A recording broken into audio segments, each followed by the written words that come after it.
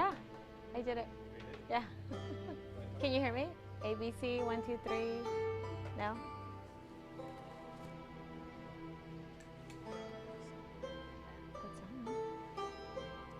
Hello, hello. 1, 2, 3. A, B, C. Hello, hello. 1, 2.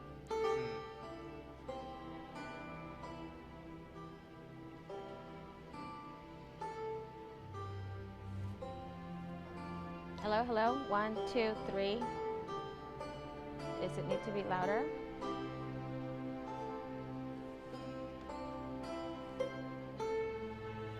Hello, hello. 1, 2, 3. Welcome to Southern Caregiver Research Center. Yay, we're so excited. All these people that are here wanting to learn about caregiving and the mic and the noise and the weather. The weather. No?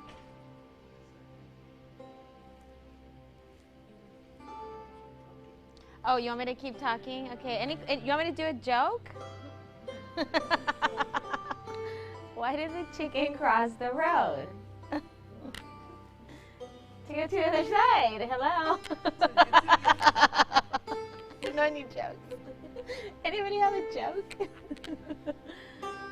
Roberto has a lot of jokes. They're usually not that funny, but but he has jokes. What else? Knock knock. Washington. And thinking of my kids, knock knock jokes, right? Washington who? Washington. Seriously, that was a joke. Oh, I was like, I don't get it.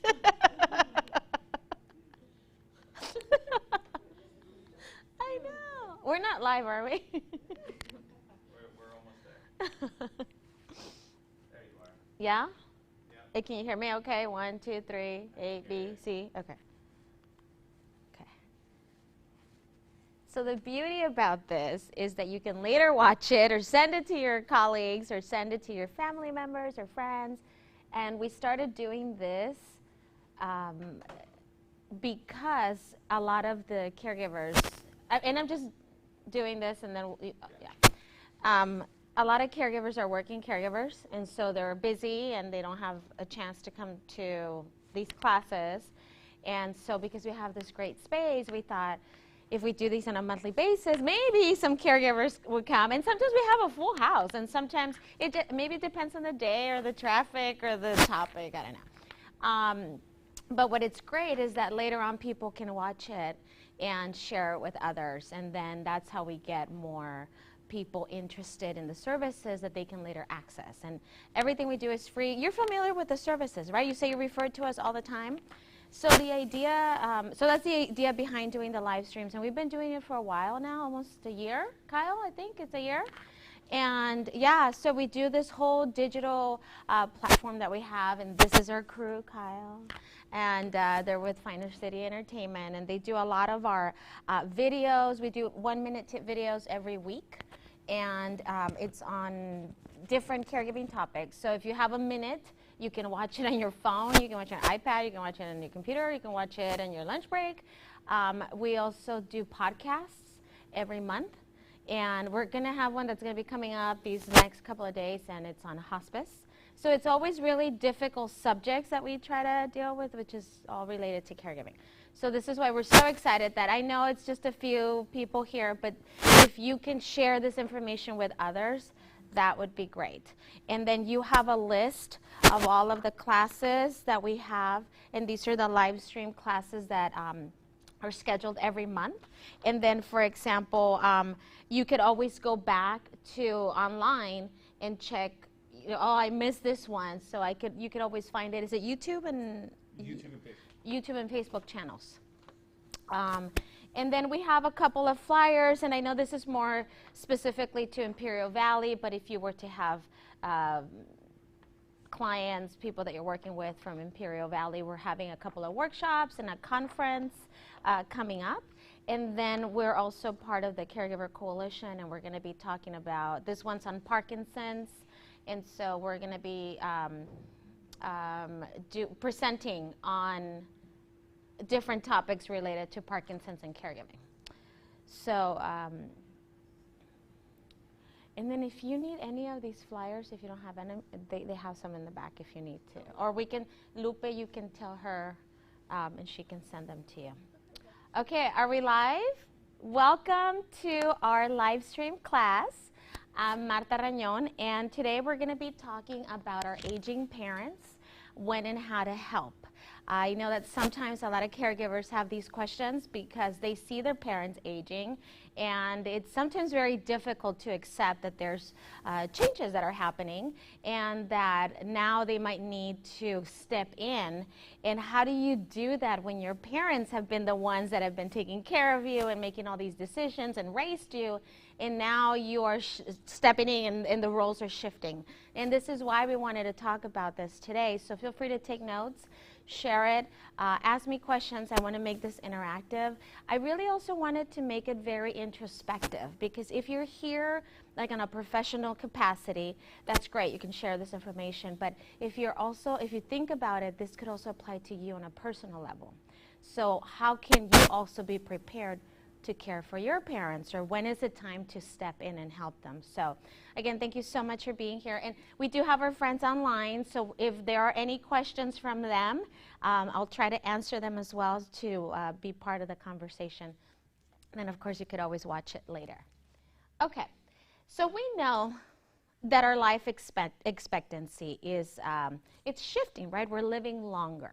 A lot of times we kind of just take it for granted, right? And people are living well into their 90s, some even hundreds, and that wasn't the case before. So when this happens, we see a lot of cases of multi-generations living together, people stepping in to care for their loved ones. Here we have about 50 million caregivers that we have, and about 60%, come on, are women. So if you notice in the room, the majority of the people here are women, and that tends to be the case. That's usually the norm. So if that's what's happening here, we're also going to be seeing a really increase, a big increase in the age group of 65 plus, right? By 2070, it's going to go to 70 million people. And what's also interesting, and this might apply to a lot of us here, is that 78% of adults receive long-term care, so right, caring for a longer period of time from their relative or their friends. Think about your personal situation. That's probably true. And so then how do we help the caregiver, the family caregiver, do the things that they're doing, right? Their role as with their family, employee, and then also caring for an aging parent. So this is the ideal situation, if you can indulge me for a second. Your parents have made plans, right? You've had that conversation, long-term care, insurance. We know where we're going to live, who is going to take care of the assets and distribution. You discussed all of those decisions. The whole family is in agreement. Everybody's happy about it, right? You even like hug it out right after you have this conversation. You have an advanced healthcare directive, which also could include end-of-life decisions, right? That agent, which you designated as the agent to execute your wishes, has been selected, and they're perfectly fine and happy to fulfill everything. You purchased that life insurance long time ago, so you have really good rates, and now you know exactly when to activate it. And all the adult children have done the same. Right? This is everybody. We can leave now, right? We're all here. And you laugh, and I laugh, and I know I'm being silly, but it's just that it's not the case. It's not the case. Some people have some of these things, and that's great. But it's really rare for the majority to have even more than two of these things, right? So maybe this is where we want to be. This is our goal. This is the reality, right? We're all ill-equipped to be caregivers. And I don't say that as a try to, say that it's a bad thing. After all, this is who we work with on a daily basis, right? But none of us are trained. We've never been here before as family caregivers. Some people have been trained professionally, right? They're doctors or physicians or nurses or social workers. But when it comes to your family member, that's different. And so we're doing this for the first time. We might not be in agreement with what mom is saying. Oh, I really don't want to do that. And I'm really conflicted. What do I do about this, right? There's a lot of stress. If we're taking care of our parents, most likely we're working. We have our own family. We have our own responsibilities. So that causes a lot of emotional stress, physical stress, right? Financial stress because it's expensive. Right? We joke around that we say, well, you know, our kids will just have to take care of us.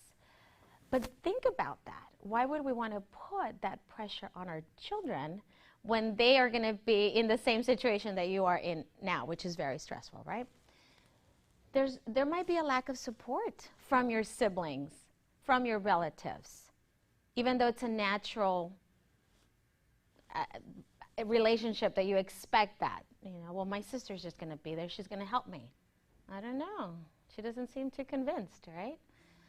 And then there's the frustration, especially when it has to do with the disease. Mom, I'm your daughter. I'm here. I'm always here. And then the mom doesn't remember her. So it's really frustrating, right? So do you agree with some of these? And I'm sure there are more reasons. The elderly parent is usually, you know, over 70, retired, let's say, and maybe this is also an ideal situation. New stage in their life, they're a grandparent. They know what their end-of-life decisions are. And again, we're looking at this more of working towards this, because the reality would be what? How can you do this as the reality? The parent could be younger or older, right? They might not be retired. They might still be working because they don't have enough to retire on, right? They don't have long-term health insurance, so they have to keep working. They might not be a happy-go-lucky grandparent, right? Maybe they're too ill to even partake in those new relationships. And nobody wants to talk about end of life. So they might not have those discussions or decisions in place. I don't want to talk about it. I don't want to talk about it. Right? Is that ring a bell? So what we really are talking about is that sandwich generation, which maybe some of you have heard that term. You know, it's been a very much used term for a while now. And what it says is that it's that person, those people that are stuck in the middle, right? And I say stuck because what happens is that usually that sandwich caregiver is between 40 to 60 years old, has children, whether young or adolescent children, full-time job, or at least a part-time job, and provides up to 20 hours of unpaid caregiving. So these are full-time jobs in and of themselves, right? I mean, being a parent is a full-time job. Your full-time job is a full-time job. Being a caregiver is a full-time job. And then you're not getting paid for any of the other ones, right? So you're really stuck. What am I supposed to do, right? And then we have this statistic here that says 25 million Americans serve as unpaid caregivers while tending to the needs of their growing children. Nowhere does it say to their own needs, right? We're always, as mothers, as parents, as women, you know, we're always taking care of everyone's needs. And it is that where it becomes a little bit overwhelming for all of us. So what are some of the benefits, though, right? I try to look at the positive, and we try to look at a positive on everything that we do. So adult children are able to help. So sometimes we forget that we could involve others in our family, especially our children, right? You establish a new relationship with that grandparent. And the children start to learn about caring, about respect, about helping, and also helping mom and dad, right? Not that it has to be the responsibility of the children, but how else can I get involved? And it serves also as a lesson in being empathetic and that humanity, factor. It provides time to share stories. Sometimes the grandparents have these wonderful stories that children are not aware of because they didn't know. And now they start reminiscing and showing each other pictures or videos. And so it's a good time to establish that relationship. It's also good that if you are the caregiver and you're in that sandwich generation, or the caregiver caring for your parents, it's an opportunity for you to also take care of your end of life needs, right? I'm going through this with my parents. How do I want that to look for me?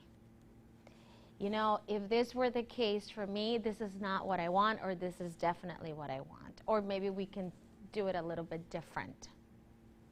And so it's good because now you're also teaching the children, hey, this is something that I be aware for my needs as well.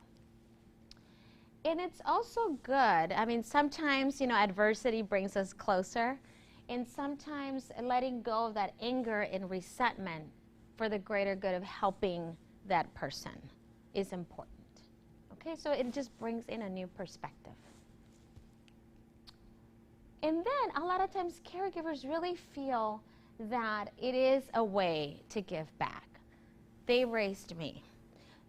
They were always so giving to, actually we were just doing an event not too long ago, and one of our speakers was saying, my mom was the kind of person that would always give in the community. Everybody knew her. She was always so involved. And when she started getting sick and ended up having memory loss, everyone came around to help. So now his role, and this was a man, his role, the son, became easier because everybody loved his mom. And so now he had this network of support that he didn't necessarily cultivate, right? It was the mom, but now he could also call in to these people so that they can help with their mom's needs, which was great because then she stays socially connected, he stays socially connected, and they help each other that way. So it's that giving back and helping each other that's good. So when do we step in? Right, that is the question. When do we step in? And it's really difficult initially, but here's a good way to start, okay? So those of you that, maybe just recently, and I say recently, although it's been a couple of months, but spend time during the holidays with your parents or an extended vacation, and you start noticing things that are a little different. Maybe mom needs a little bit more assistance with stuff, and dad seems to be forgetting simple things, how to even get in the car. So that's the time to start really looking into, well, why is that happening? So for example, there might be sudden weight loss or weight gain. Maybe they don't know how to take medications. Those little pill boxes with the day, or the Monday, Tuesday, Wednesday, the days of the week. And you give it to them, and then you come back, and they're all mixed up, or they're all dumped. And I'm telling you actually a story from a caregiver who said that she went into the house to visit mom one day, and she had dumped all of the pills in a pile. And she was like, Mom, what are you doing? She said, well, I'm trying to organize them. But she didn't know because they were just pills. They didn't even have the containers that it came with. Personal hygiene is becoming an issue. You start finding outdated food, expired medications, bizarre behavior. What's going on? And sometimes it could be a urinary tract infection. And sometimes that gives symptoms of maybe bizarre behavior. Frequent falls. Do we need to change your glasses, or is there something else going on? Then, of course, this is the one that I think a lot of caregivers notice a lot more, is the memory loss. Because, what's your name again? What do you mean, what's my name? I'm your daughter. You should know my name. You named me, right? So I wanted to share this with you as a way to kind of realize that not everything is necessarily, I mean, you know your parents best, right? So not everything's going to be a warning sign if it's taken out of context, but maybe together, right? So for example, if we have poor judgment and decision making, well, what does that mean? How warm is it outside? Pretty warm, right? How are you going to dress when you go outside? I know it's cold in here, but how is it outside when you go in?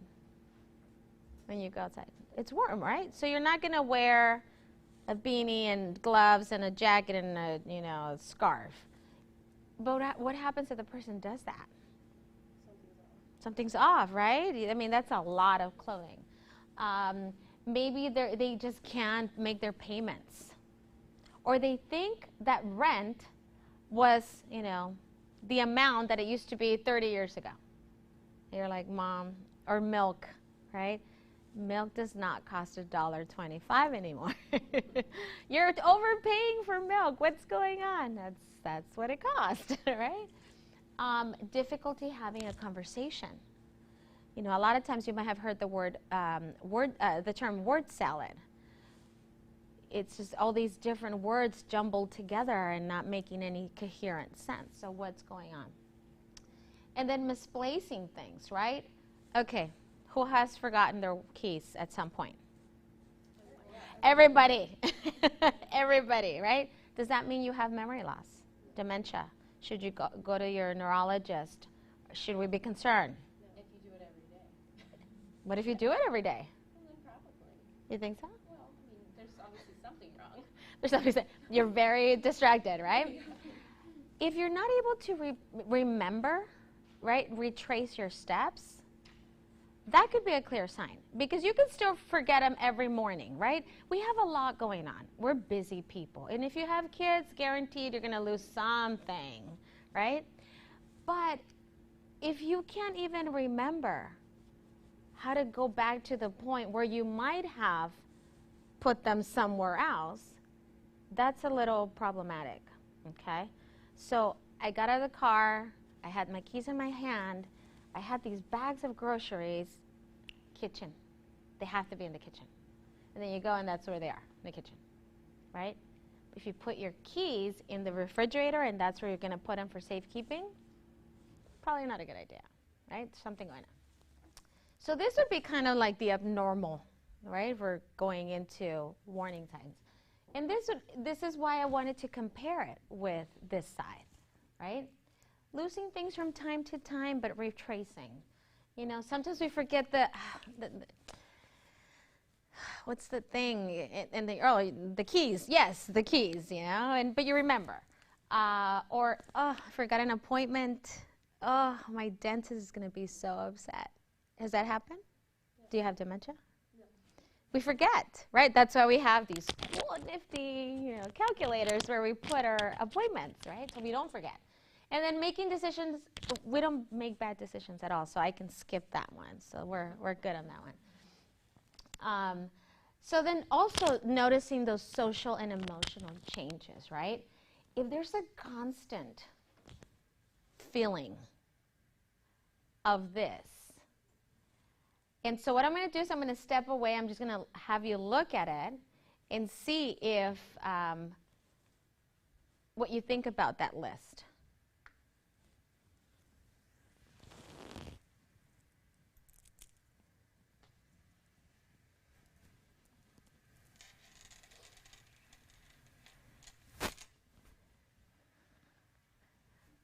Okay. Have we all felt like this before? Yeah. Right? I just wanted you to think about it, because I'm sure at many times we felt like this before. And we probably have also maybe felt like this before. But it's that constant state of mind where we just can't get out of this state. And it doesn't matter how much we try to do other things or we get the help, the professional help. We just can't get out of this. This is problematic. And there's this myth that people think that, oh, you must be aging, therefore you must be feeling these things. there's no, there's not a direct, oh, so you're aging, you must be feeling this. It's not normal for you to be feeling like this on a constant basis, right? We all feel like this time to time. So if you're noticing that the person that you're caring for, that aging parent, is constantly sad or constantly in grieving or constantly upset or worried or anxious or afraid, I'm afraid that somebody's coming into the room. I can't sleep at night. And nobody's coming into the room. So then we need to look at those things. Okay? So the middle-aged children and their aging parents sometimes have to work together to resolve some of the challenges and the conflicts that arise from working together, right? I mean, think back when you were a teenager and maybe you had some conflicts with your parents, right? I'm sure none of you here. I don't know. I read it somewhere. We've all gone through that, right? But if those issues are not resolved, and they continue later into adulthood, and now that you are a caregiver, it's going to be very easy to trigger that resentment and that anger, right? And because it's stressful, all of these caregiving responsibilities are stressful, what we're going to find is that there's going to be a lot of conflict. And this is where you get into the issue of like elder abuse, right? Stop asking me that. Stop telling me how to do that.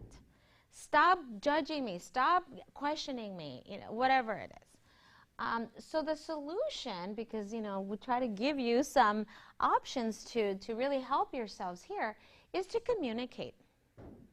And if you're having trouble communicating with your parent because of dementia, let's say, then find somebody else to help you with whatever the challenge is in front of you.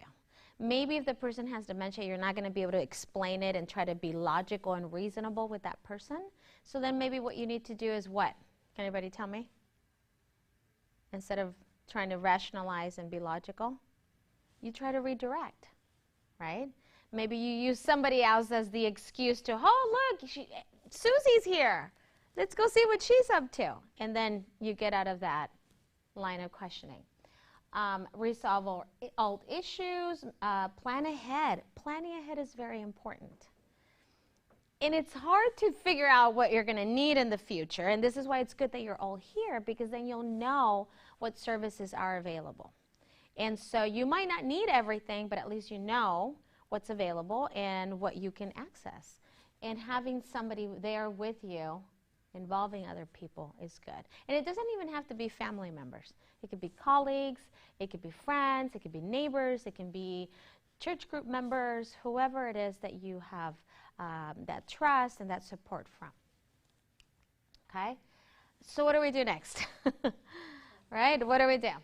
So what we tell caregivers is become knowledgeable of the situation. Right? Again, I really commend you for being here, because it means that you're taking those steps to know, what else do I need to know? We have a library upstairs, and it's full of wonderful resources. And we could also connect you with other people who have great resources, and then you can connect to their resources, and you have now more added value to what you're looking for, right? Plan ahead. I know I said in the last one, but really planning.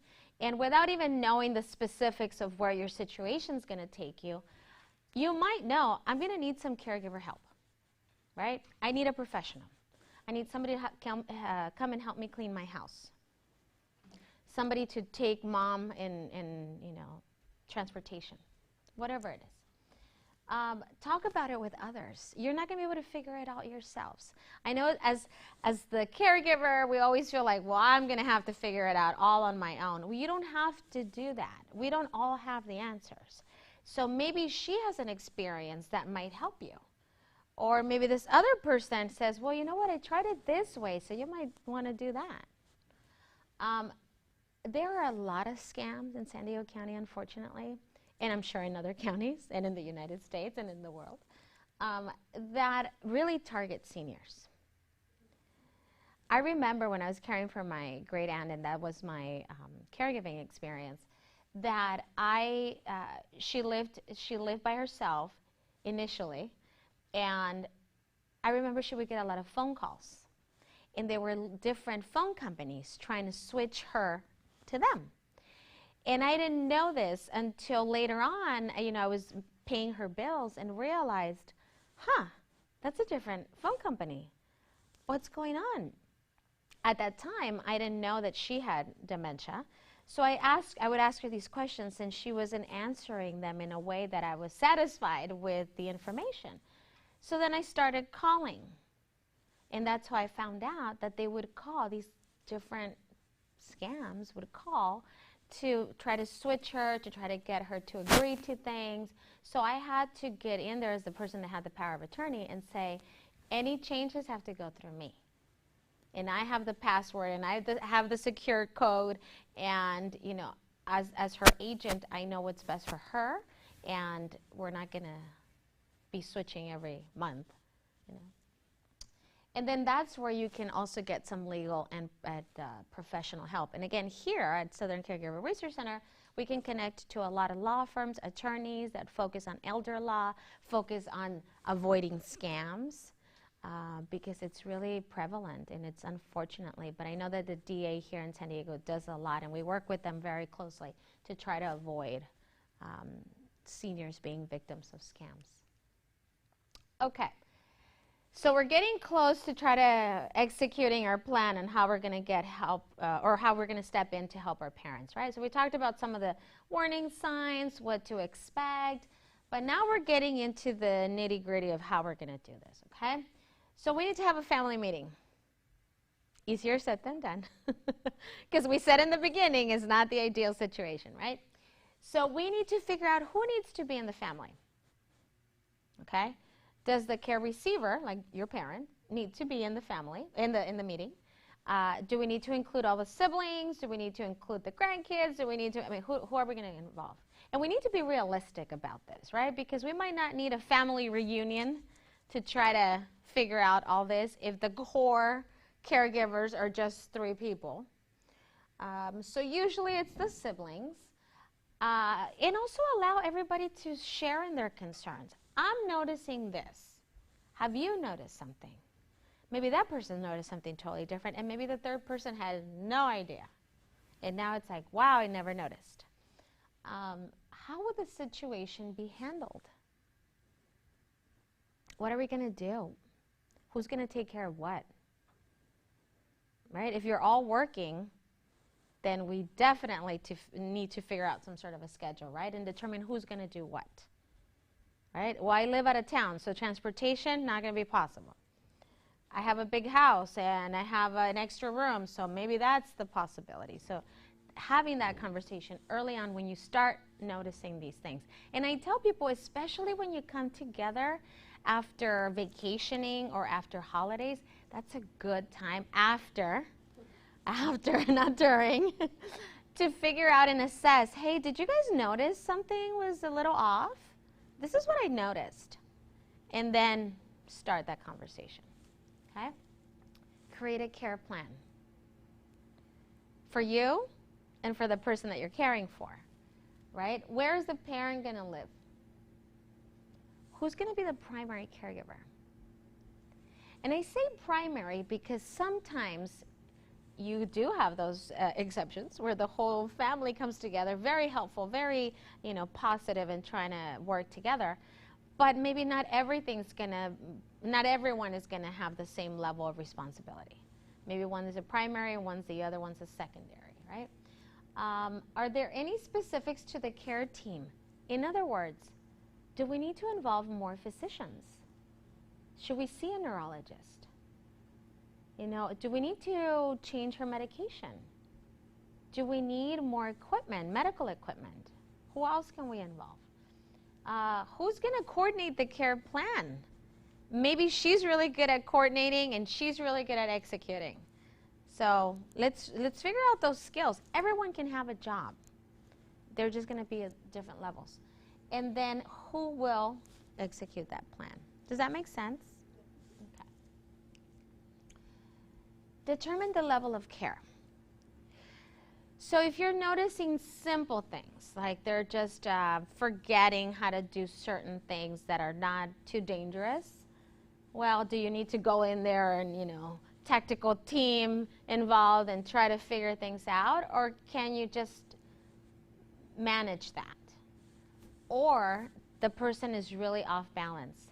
They keep falling. So now we're really concerned. We need a walker, or we need somebody to be there. We need to change, we need to put ramps and handrails. If the person's living in your house, are you willing to put in handrails and ramps? Do you have adequate space to do that? Maybe you live in a second story, so maybe that's not a good option, right? What else do they need? What are your limitations? If the person has dementia and you're working full-time outside the home and you still have children, should you be the one to take care of mom with dementia? Probably not, yeah. So then how else can we do this, right? Who else can you bring in to help you? And I say get the power because it's very important to have that agent, that power of attorney secured, all those wishes discussed, and then really figure out what legal questions you might have and give us a call, because we will put you in contact with our law attorneys, with our law firms that focus on elder law, and you can get all of those questions answered for free. We will pay for that. So we tell caregivers, just make your list and you've got an hour to get all your questions answered, right? Because then you might have a better idea. Do I need to sell all my assets so that I can pay for mom's care? You might not have to. Not an attorney, but we can connect you to one, okay? And see, here are some of the documents that are important for caregivers to have. So the direct power of attorney, right? That's the person, the agent that makes all of the decisions, especially financial decisions on that behalf of that person. Healthcare directive, that agent, it could be the same agent or a different one, can make all the healthcare decisions. And then you have things like a HIPAA waiver so that it allows you as a caregiver to talk to all of the doctors, all of the care team involved with that parent. And then who's going to execute the legal wishes, right? What's going to happen to the house, to the car, to the material possessions? What are we going to do about this? Oops. Housing options. So a lot of times the family meeting ends up with, okay, it looks like it's not viable for mom to live with any of us. She needs a higher level of care. All of us are working. We can't provide that assistance. And that is a hard thing to decide. That actually is where I was with my great aunt, because I was working full time and her level of memory loss and dementia had advanced so rapidly and she was so frail that I said, I can't take care of her. And even though I had someone at home helping me, it wasn't at the level that she needed. So I had to make that hard decision as an agent to figure out she needs additional care, which I cannot provide here in the home. So here are some options. There are many, but here are some options. So you have a retirement community, right? And so usually it's a community out there in where you live. And it's, think of condos or apartments, and they have social settings, and they have, they bring in speakers and entertainment, and you live there and you pay. I mean, it can be a little expensive, but there are different options throughout San Diego County. But usually people there are able to walk on their own. They go in there earlier rather than later in life. And that might be something that your parents want to do. Hey, when I hit this age, I want to move into a retirement community, just so you know, right? Residential care, which are like board care homes, so people's homes that are, they look like a home, and it's usually a small group of people, and these care receivers might need a little bit more hands-on. So they have people that are there around the clock, but it's usually like 8 people in a home or 6, depending, and they need additional assistance.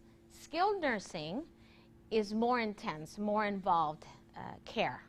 And again, you know, who is going to pay for it, insurance, that kind of thing. And then you have a program that's called PACE, and a lot of them are popping up in San Diego County. And it's almost like a holistic approach to caring for that individual. And they have a care team. There are different levels of care that might be needed, and it's a constant reevaluation of that person's needs. And it's great because then that person feels taken care of. Usually that is more for, some of the people are Medicaid, or Medi-Cal in this case, San Diego, or California. And then veteran communities, right, where we have people who are veterans and are living in these communities where their care is more specific, or it's more involved, and they have maybe different wings. I know there is a veterans home here in San Diego County, in Chula Vista. So if it just requires a little bit more research in terms of what you're willing to pay for or go to, or what the insurance will cover. Okay? And then, of course, I really, if you haven't connected to our services, I really encourage you to do so, because everything that we do is free. We are here for you, the caregiver. We don't want you to do this alone. It's not easy, especially when it has to do with your family member, right? You want to help, you want to fix it, but sometimes you can't. So then how do we help you help them? And what we do here, we have really great staff that our clinical staff who are very well trained in the work that they do, and they come across caregivers all the time, and they're constantly figuring out with them, connecting with them, what other resources they need, because sometimes caregivers don't realize that they need help, right? They might call in saying, I'm calling for my mom, right? I'm calling for my dad, but not for me. And everything we talked about today really also can include you, right? We are also in need of some of these services, in need of some of this care, in need of some of this respite, right? A break, and more information. So what I want you to do is I want you to keep in mind that, again, every month we have these classes. You can watch them online. Hopefully people will connect, and feel free to tell them about our services. And I'm putting here our contact information. You can reach us on the web, and we have a lot of videos, our podcasts, our classes, fact sheets that you can read and learn more about. I mean, sometimes people say, well, my mom has Parkinson's, so what is that? And so we have a fact sheet. We have some resources at our library as well, so you can start learning about what does that mean? What is that going to look like down the road? How can I help you plan? And that's where we come in, to help you plan for that. Okay? Any questions? No? Well, thank you very much for being here. Really appreciate it. Thanks.